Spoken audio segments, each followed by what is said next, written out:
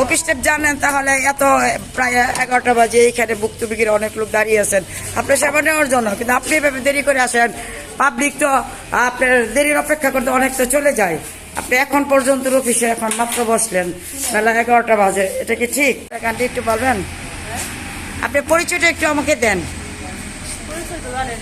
না সেটা জান, আমি এখন জানতে চাচ্ছি। আপনার তো মুখ বাঁধা, আমি কিভাবে আপনাকে চিনবো বলেন? হ্যাঁ, আরে বাবা ঢাকায় তো থাকে, কিন্তু আপনি তো মনে হচ্ছে জনাব আফরোজা খাতুন, তাই না? আপনি বেলা কয়টা বাজে এখন যে আসলেন? আপনার নির্দিষ্ট টাইম কয়টা? অফিস টাইমে আমার কথা আপনি একটু বলেন। অফিস টাইম জানেন তাহলে এত প্রায় 11টা বাজে এইখানে ভুক্তভোগীর অনেক লোক দাঁড়িয়ে আছেন আপনার সেবা নেওয়ার জন্য, কিন্তু আপনি এভাবে দেরি করে আসেন। পাবলিক তো আপনার দেরির অপেক্ষা করতে অনেক তো চলে যায়। আপনি এখন পর্যন্ত অফিসে এখন মাত্র বসলেন, বেলা 11টা বাজে, এটা কি ঠিক? বলেন আপা। না আসারটা দেখতেছে, আমি তো আরেকদিন আসছি আপনাকে পাই নাই। এখানে যারা ভুক্তভোগী আছেন, এই যে ভাইয়ারা আছেন, ওনারা দূর দূরান্তে আসে ভাড়া দিয়ে, আবার কি একবার যদি চলে যা আবার আসতে হয়, আবার আসতে হয়। তো সেবার নামে কি হচ্ছে? আপনারা সেবার নামে কি দিচ্ছেন?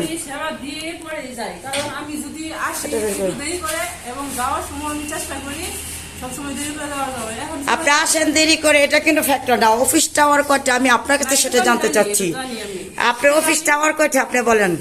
অফিস টাওয়ার কয়টা? আপনার অফিস আওয়ার 9টা, 9টা প্লাস 3.5টা, 9টা। হ্যাঁ 9টায়। আমি কখন যান সেটা আপনার বিষয়, আমি আপনাকে প্রশ্ন করতেছি। অফিস আওয়ার হচ্ছে 9টা, আপনাদের নির্দিষ্ট টাইম কটা? আমি টাইমটা আপনার কাছে জানতে চাচ্ছি। হ্যাঁ 9টা। তারপরে আসছেন কটা? আপনি আসছেন কটা? ভাই উনি কয়টা আসছে? ঘড়িটা দেখেন তো একটু। তা আপনারা কি হয়রানি হচ্ছে না? অবশ্যই হয়রানি হচ্ছে। আপনারা কোথা থেকে আসছেন? আমি আসছি আমাদের গারাইকুটি। হ্যাঁ জি বলেন। উনি যে এইভাবে দেরি করে আসে, উনি বলতেছে আমি হ্যাঁ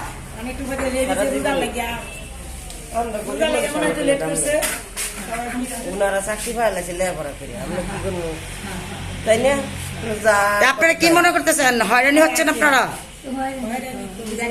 ওই যে একজন হলো গেছি জিজ্ঞাসা করেন সরকারের কাছে, একজন হলো গেছি আমরা ওইটা বলতে পারবো না 10 তারিখের পরে আসবেন। তাহলে আপনি কে বলছে 10 তারিখের পরে আসবেন? আমরা জানতে তো আসছি, আমরা যদি আপনাদের মতো শিক্ষিত হইতাম তাহলে আমরা এখানে আসি কেন? আমরা চাকরি করবার চাইতাম না।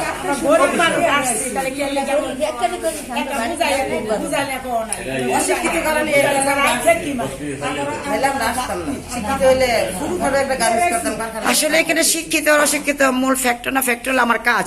আপনি কতটুকু সেবা পাইলেন এই ইউনিয়ন পরিষদ থেকে, সেটা সবচেয়ে বড় কথা।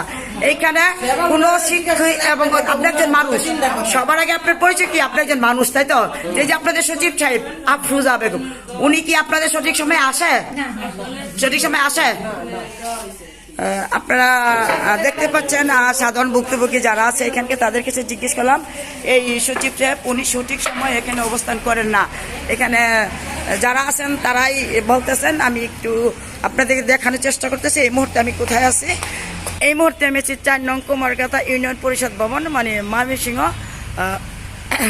ময়মনসিংহ জেলায় 4 নং কুমারগাঁথা ইউনিয়ন পরিষদ মুক্তাগাছা উপজেলায়। এখানে আমি আপনাদেরকে সরজমিনে একটু দেখালাম যে একজন সরকারি কর্মচারী যারা এখানে আছেন তারা সঠিক সময়ে তারা অফিস করতেছে না, এটা জনগণের দাবি।